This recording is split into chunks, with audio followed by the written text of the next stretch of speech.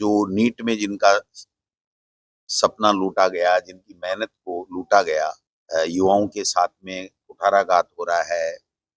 उनकी मेहनत को लूटा जा रहा है, उनके सपनों को कुचला जा रहा है। बातें भी सुनेंगे, उनकी पीड़ाएँ भी सुनेंगे, वो क्या चाहते हैं, उनके साथ क्या हो रहा है। अ, उनकी आवाज़ को देश की लोकसभा में और देश के कोने-कोने में गुंजाने का काम हमारे नेता राहुल गांधी जी करेंगे। पेपर लीक तो कांग्रेस के समय भी हुआ था। नहीं, मैं कब मना कर रहा हूँ, लेकिन कांग्रेस के सरकार के समय जो पेपर लीक हुए, उसमें त्वरित कार्रवाई की गई, सरकार के द्वारा सो मोटो कार्रवाई की गई। ट्रेन से रवाना होंगे और 6 बजे के लगभग कोटा में राहुल गांधी जी हमारे नेता प्रतिपक्ष लोकसभा, हमारे नेता पधार रहे हैं और कोटा के अंदर जो युवा हैं, जो नीट में जिनका सपना लूटा गया, जिनकी मेहनत को लूटा गया, एसएससी हो चाहे दूसरी एग्जाम्स हो, पेपर लीक के कारण से जो युवाओं के साथ में कुठाराघात हो रहा है, उनकी मेहनत को लूटा जा रहा है, उनके सपनों को कुचला जा रहा है, बच्चे डिप्रेशन में आकर के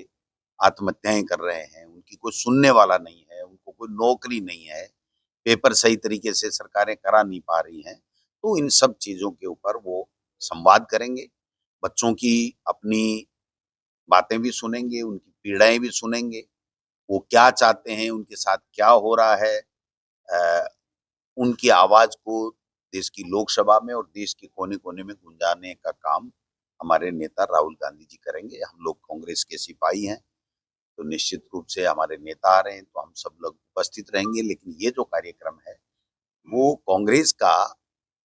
वैसे कार्यक्रम नहीं होकर के केवल युवाओं से हमारे नेता राहुल गांधी जी का लोकसभा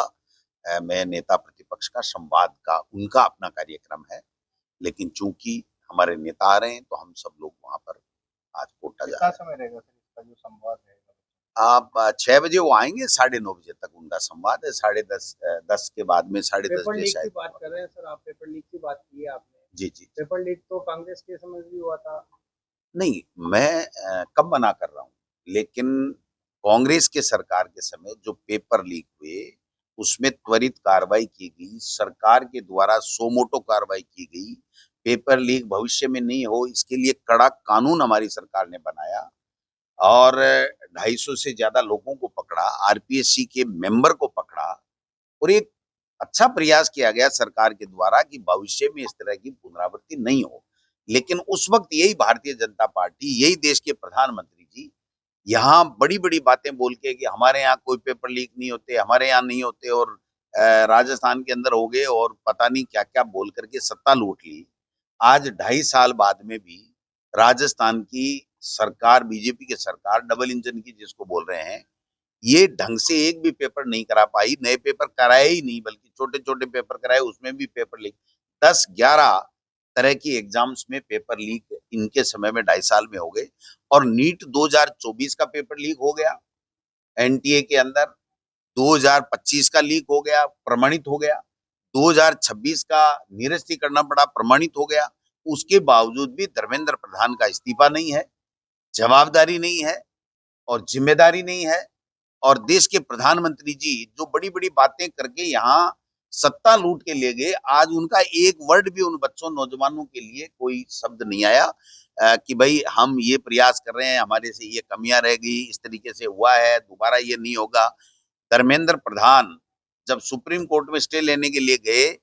तब तो कह रहे थे मैं भागने वाला नहीं हूँ, मैं ज़िम्मेदारी लेता हूँ, जवाबदारी लेता हूँ और मैं कोर्ट में मैंने बता दिया है कि ये पेपर कुछ ही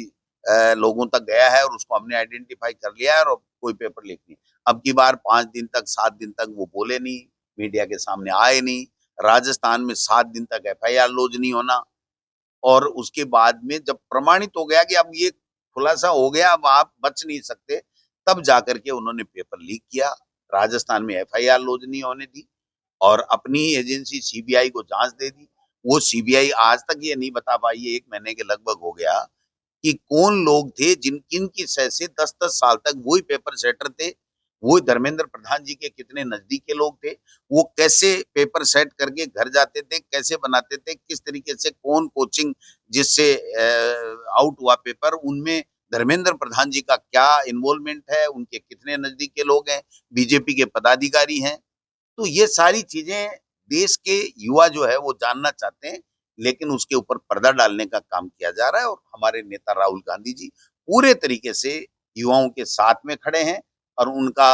जो मेहनत है उसको जो लूटा नहीं जाए, ये भ्रष्टाचार का खेल खेल करके जो बच्चों का भविष्य बर्बाद जो मोदी सरकार कर रही है, उसके खिलाफ एक तरीके से युवाओं के साथ में वो लोग पूरे देश भर के अंदर युवाओं से मिलने का कार्यक्रम